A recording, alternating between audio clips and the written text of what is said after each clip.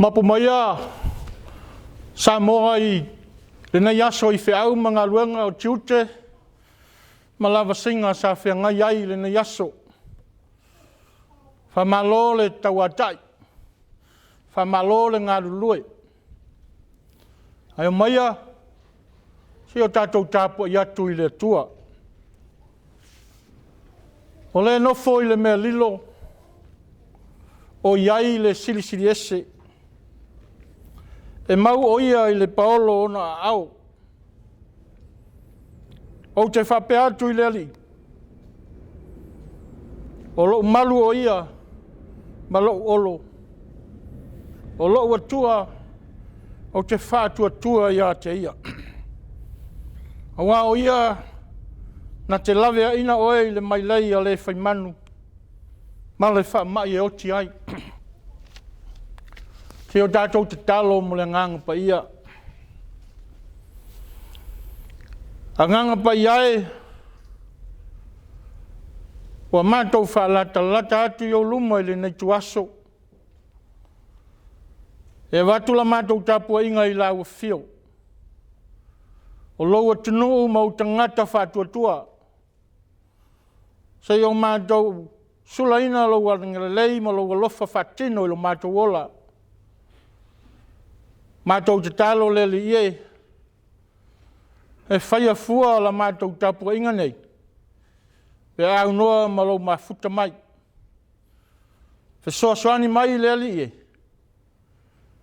A mai e maa whauwhaunga le leina I o mātou whaia le tāpua inga I a te oe. I le awa ma le mi ngāo e te tauai. Mai wai mea I lo lava vi inga. Mātou te talo e ala lo swafi sou, lo mātou alei whaola. Amen. Te o tātou vivi le viinga o le atua e se lau iwa se fulu. Se lau iwa se fulu le viinga o le atua tātou pese ai.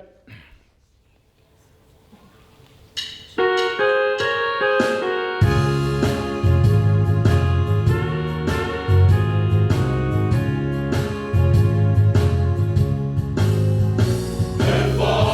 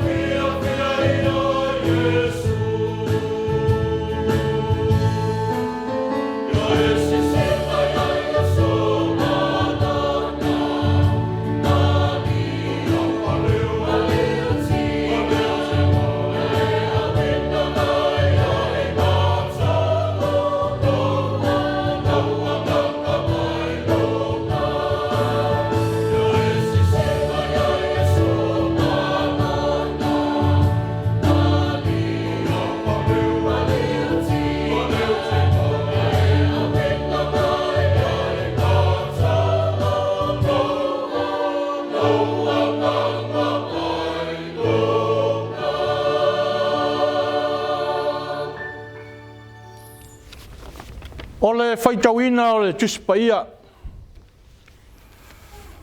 O le tusi filifilia e ngoi tātou le nei aso e peo na mai e le whasinonga le tusi whaitawaso a le kalesia. Ua maua mai lea i le tala le lei na whamawina matusia e mataio. O lona mata upu e lua se fulu malatasi. E a mata le whaitau mai le whai upu e se fulu male lua. Se ia whangata mai le whai upu e lua se fulu male fitu. Tala le lei na tusia ma whamawina e mataio. O lona mata upu e lua se fulu malatasi. E a mata le whaitau mai le whai upu e lua se fulu male lua. Se ia whangata mai le whai upu e lua se fulu male fitu. Ai au te whaitawina na o ni nai whai upu. Whawhawhonga maia. Ia whionga pa ia alo tātou wali. O te whaitawina. Ua ulu whale atu Yesu le malu malu o le atua. O na ia tulia umalea i whafo e whatawai le malu malu. Mana fuli lalo lau lau. A e na sui tupe. Manu fua e na whatau lupe. Wa whape atu o ia i a teila tau. Ua tu sia. E ta ua lo fale o le fale te talo. A ua whai e au tau. Mana o e whao mea. Ia sanga wha malama lama atili mai e le atua.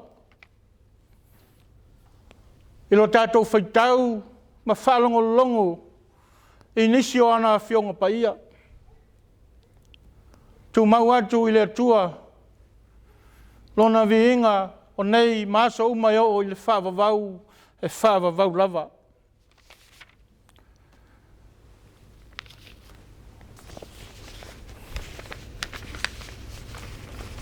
O le launga i le suafa mamalu o le atua le tamā. Le alo ma le anganga pa ia. Amene. O le amaua le matua o le launga. Mai le tusi sa o tātou whaitawina.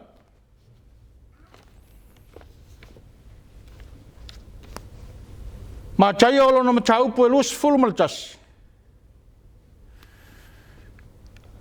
Au te fia whaunga ina. Le whai upu e se fulu ma le whai ma whi au te tai o le tala le lei.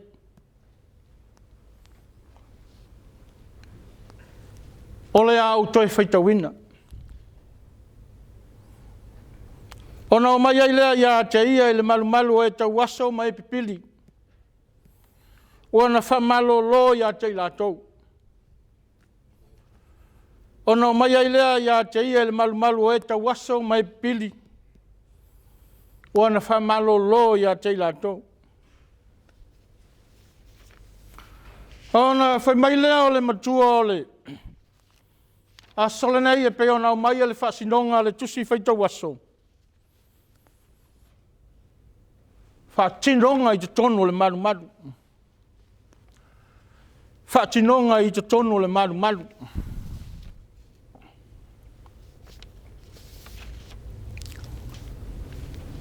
Samoa e. Sao tātou wala whai mai le tai au. Ina ua o tātou whalongolongo. I le whi au. O le nei aso e peona launga ina i le tai au. O le tā ua o to tonu o le maru maru.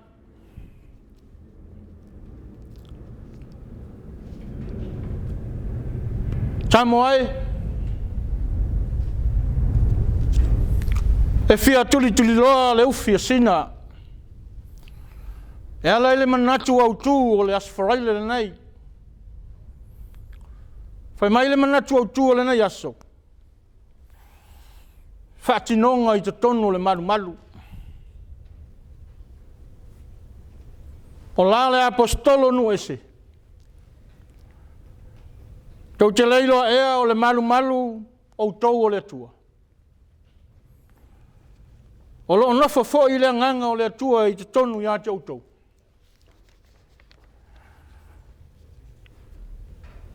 Na te tuli a Iesu, le au whatau oa, ma ta fuli lau lau a le au sui tupe. Na ta fuli no foa a le au whatau lupe, i le malu malu. O whatinonga ia sa whatau nuina i te tonu le malu malu. Ma e mawhai o na tātou whatu saina ia whatinonga. I le festosa ina whabau tolo aloi o tātou loto. I le le mautonu, ma le fesoa ina whamatangi malolosi o whao so songa a le fili o tātou loto. Ma le mautonu ai a tātou whai unga whai. Ma dau au ai ina mau atu ma lo tātou whatu atua. Ma le ai ai ma se wha moe moe. Pei tai ane. Lea ua whai mai le whai upe tolu. Ua tusia e ta ua lo whale o le whale te talo. Ioe, Samoa e o le whaatinonga tonu le na e whai ai te tonu le maru maru. E whai ai le te talo i le atua. Male ana pongi. Ao lea ua wholinga ua whai ai le whamalia ina o le loto. Ma so e mea ai tai tai. Ma sa ili wha silinga ai le au osi taulanga. Ai ngalo ato ai le wha moe moe o le malu malu na whai ai. Ai whai mai le upu ua whai ma tātou matua i le nei Afiafi Samoa. Ona o mai ai lea ia te ia i le malu malu o e tau aso ma e pipili. Wana wha malo lo ia te ilatou. Ioe o le aunga atoa lea o le ano whale o le malu malu. O le whale suru whai ai tau aso ma e pipili. O le whale suru whai ai e mātitiva ma e le tau aloa. O le whale sa ili ai le wha moe moe. O e ua le ai se wha moe moe. O le whale suru whai ai la tau. E fia ai ma fia feinu i la le anganga. Ioe o le whale e maua iai le wha malo longa moni. O e malo losi. O e taitai ma tau aloa. O e mau oa ma e mau alulunga o la tau tofi. O e popoto ma te mamai. O whai taulanga ma le au os taulanga. O le au tusi tu la fono ma le au whai tu la fono. O i la tau umanei. Le au whai matai o le afi to tonu o le maru maru. O i la tau tonu foi nei. Wa wha to i lalo ina le wha moe moe o wha tinonga le lei. Sa te tau o na wha tino ina i to tonu le maru maru. Pai mai le mau le tasi i toi ina. A o ina wha maa ina i tātou o tātou lava loto. O ina o la whaingo fia e o na sao mai le li o le lalolangi. E puni tia o tātou mata. Ma loto i le whatino ina o ngā luenga le leia le atua. O le whawhitauli o ia tūlanga. Ona o tangata lava ia e wha maa aina o la tau loto. O tangata lava o le atua. O loo tau mawhai e ola i se o langa tonu masao. Se o langa usitai le finangalo o le atua. O i la tau foi o loo tau fiofi ma mau i wha vae ma tula fono ana mua. Peitai ane. O le fe au tau moli moli le tala le lei ia Iesu Keriso. E mo e le i loa. E mo i la tau e le tau aloa e se sosa iete. E mo i la tau o lo va ai mau lalo iai le sosa iete. Ai mo i la tau foi.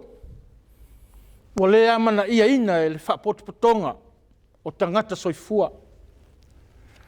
Po i lātou foi o e o loo mamai matinga ina. O i lātou o e mātitiva ma whatau wā.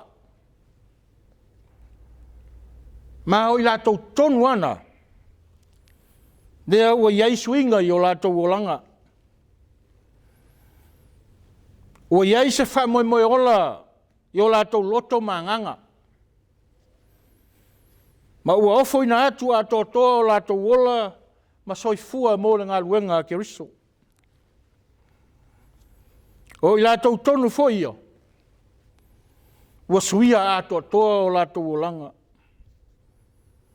Ina ua le o toi papole i le vaenga tangata. Ai ua nā o le alofa tu noa o le atua. Ua lātou nau ina ia aua nei misia mo lātou o langa. A tono le mafuaanga lea. O le tāua o le pese foi lea. O le Amazing Grace. Io e ofo-ofongia le alofa tu noa o le atua. A wā foila. O le alofa le na saia toi maua ina ai tātou. Ina ua tātou le i loloa. O le alofa o fofongia le na o le atua. Na ia toi whasao ina. Ma au mai tātou le malamalama mai le pongsā. Ma le loloto le angasala. Ioe. Samoa e. Tau te leiloa ea, o lo tau tino o le malu lea o le anganga paia. Ua i te tonu ia te autou. O lo ua ia te autou mai le atua. E lea ia fo i autou ia te autou. Samoa e. Ele nei Afiafi na le unga lua. O lea ua mai ala vasinga o le nei vaiaso. E fe au mga luenga. E mai se foi o le nei toi aso, nga lue o le vai aso. A o le facility sa o le tala le lei. Po whape i mai lo manumaru. A whai o tātou tino, o lo mau ai le manumaru o le atua i o tātou loto. O ala ni whatinonga, o whataunuina i te tono o tātou loto. Whai mai le upu o le apostolo Iakopu. Po e ilo ea, na ngā lulua e whatasi le whatuatua ma na ngā luenga. O ngā luenga foi wa ato atoa ai le whatuatua. E lenda o le tau, ma wha malu le malu. Ai o wha tinonga i te tonu le malu. O le ano whale tonu le nā o le malu. E le nā o le alu, fo i le malu e te talo ma whatuatua. Ai o le te talo ma whatino. O le whatuatua whatasi ma ngā luenga. Tua tele i tu ainga te mamai whanei o na pō. A tō anga lava e whatino ngā luenga.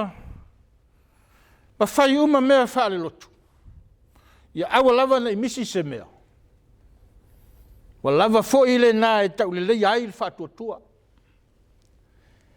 Ma tusi ai le ingoa i le apio le ola. Samoa e le ai. Wa lea ia ma se senga mai tu ai ngā tangata ia ua whaasilinga i le tala le lei. Nā tau e ua sa ili. Whaasilinga i le tala le lei. Ua whaunga le tala le lei e sa ili ai le tamau ainga ma le whaasilinga le tangata lava ia. Ua le launga ina le finangalo o le atua. Ai ua launga le whaamalia ina o le whaalongo o tangata. Ua whaamalia le finangalo o le tangata. Ina ia maua ai se whaasilinga. ai ama ai le sila I whaatinonga tonu le madu. O le whaolaina o nganga. Ai le o le whaasili ma whaatele ina o le tanga. Ona o mai ai lea ia te ia le malu o e tau aso mai e pipili. Ona wha malo lo ia te latou. Samoa e toa fia ni tau aso mani pipili wa e wha malo loina. E ala iau whaatinonga. Aua iei ni tau aso mani pipili wa whai ei sau ngaluenga whaatino I o la toa nganga. Whamata o le a sau sila whaaloto I whale ile se fulu tau sanga o ile lumanai. I lo whale ma lo wana whale. O le a sau sila I lo manu. I lo loto, I lo ainga, I lo e kalesia I le isi se fulu tau sanga o mua. I oe Samoa. Na tapena whaafine toanga I Yesu lo tātou lumanai. Ma le anga I pēa I lumo le olanga. E ala I le soifua o Keriso. Na ia ui mai I le ala e whita ma whaingta. Ma le wha moi. Ia tātou muli tai ai. O le ala e le whaingofie. Ma e le tau ngofie. O le ala le nā e tau atu le manuia. O le ala le nā o le whaia ina. Le ala le nā e ui atu. E whawhisa ngai ma puapua ngā ma whaingata. A o ala nā o le sātauro. A o tua atu o le sātauro. O lo iai le whaolatanga. I oe Samoa. O le taunu unga le nā o tātou talo. Whaatinonga I le manu. E taunu le manu malo. E taunu le whaia ina. O maia tātou wha malolosi. Wha sanga ia Yesu. Lo tātou tupu moni. E tonu ai tātou. O lana fionga sei tausi ia iai. Ua whaapea mai o lana. Ua wheta laia mai. Tātou le pese lua se lau. 5.5. Lua se lau 5.5 le veinga o le atua. Tātou pese ai. Thank you.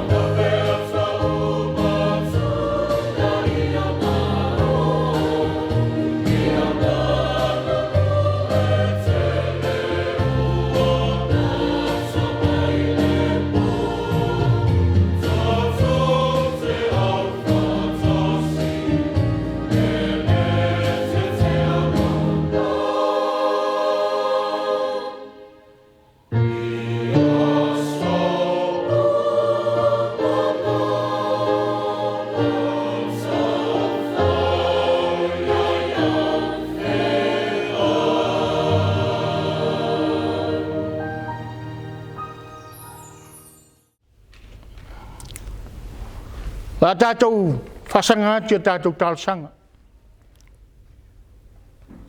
Tālo le whaafitai, tālo le whatosenga. Ea matui nātu nisi o tātou manao i le tua. Tātou ifo, pati tālo i le tua. Le tua mamanai, o laua fio o le tua mamalu, o laua fio o le tua e paia, o le tua e ami o tonu, o le tua whamaoni, o le tua laua fio o le ola, o le tua o le mana umalava, o laua fio o le whaapongai o mea le leiuma. Na e fo le langi ma le atu lau lau. Mai na tau alunga. E lau fuanga mamalu ina ue fina ngalo alofa. E whaia le tangata ina ia linga ia te oe. Ina ia whaia mautau si mea. Mangaluea ina ma pulea ina lau fuanga mamalu. Pei te iane wa le whapenao no mātou whaia. E peo na e fina ngalo ai.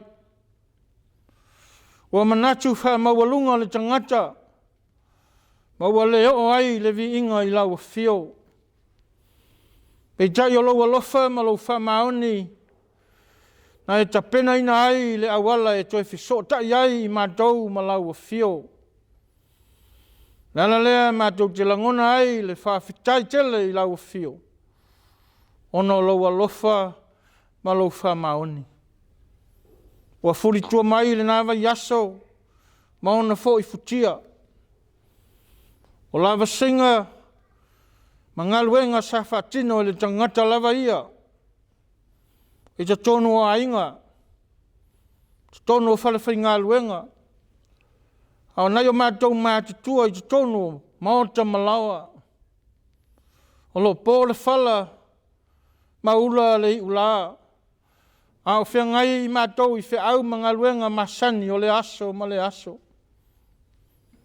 Ai ana ia mātou whanau, lusua i awa onga. Whawhitai wa e malutia whatasi mātou uma. E au a awa lofa. Wanga atu fo i le la, i lona tau a Afiafi. Au a mapu mai Samoa si o mātou atunu pele. Mai ala tau fe au sa whatino ele nei aso. Wa whamalo whawhitai tamai, i lau pule whasoifua. Mātou whawhitai o lo manuia na o mātou taitai, wha le malo. Lea o le malo, malana masiofo. O le sui au, o le sui tofia, ma le whale tua. Te mai tai palemia, malana kapeneta. Palemene, le ofisa mtanga luenga le malo, te iao lava i tangata lau tele o si o mātou atinu. Whawhitai o lo manuia lau e kalesia. I ta mā o le kalesia. Whawhitai le tele o le sosia ma le ta mao ainga o lo e whasoa mai mo i mātou. Mai le aso ma le aso. Awalo mātou wola le tino. Me ai o vai inu. O tupe o lava lava. O lo mātou mana vai ina foi, le ea fou, le aso, ma le aso. Nā te pua ina mai le ola fou ia i mātou, ma whātupu tele ina i pēa lo mātou malosi. E whātino ai o mātou tiute, ma whiau whātino. O le aso, ma le aso. Mātou whaafitai a nganga paia, o lo mātou whisoa swani sili. Taimi mātou te vai vai ai. O taimi e whisoa ina ai lo mātou wola whale whātua tua. Taimi e whitai ai mātou ma pupunga ma whawhita uli o le soifuanga nei. Ai maise, o taimi e le taunga lemu ai lo mātou wola. Whale whātua tua o taimi ia mātou te langona ai. Le pai mai o laua fio e ala i le file mu o lo wanganga.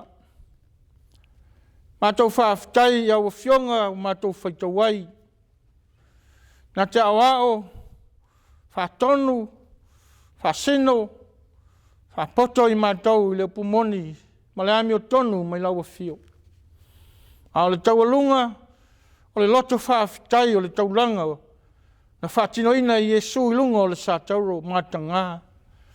E ala i lona soifua le puna, ina ia o mātou wola ma sauwhangai le ola e whaavavau, wa uma na e tapena ina mo i mātou. O e salamo ma whaatuatua whamaoni i lau whio.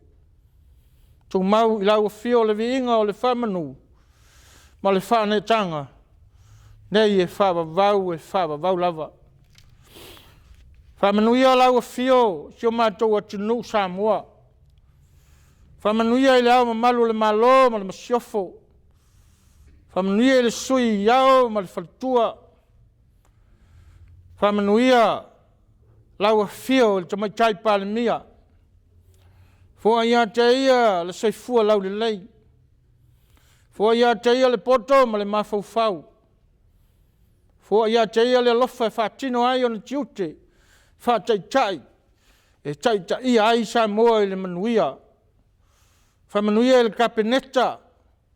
Fua i le manatu le lei. E fua ina ai ngā luenga e manuia ai Samoa. Whamanuia ia Samoa wao. No umafio anga. Whamanuia le sami ma le lauelele. Ia tupu maola. A latou mea whawhanga.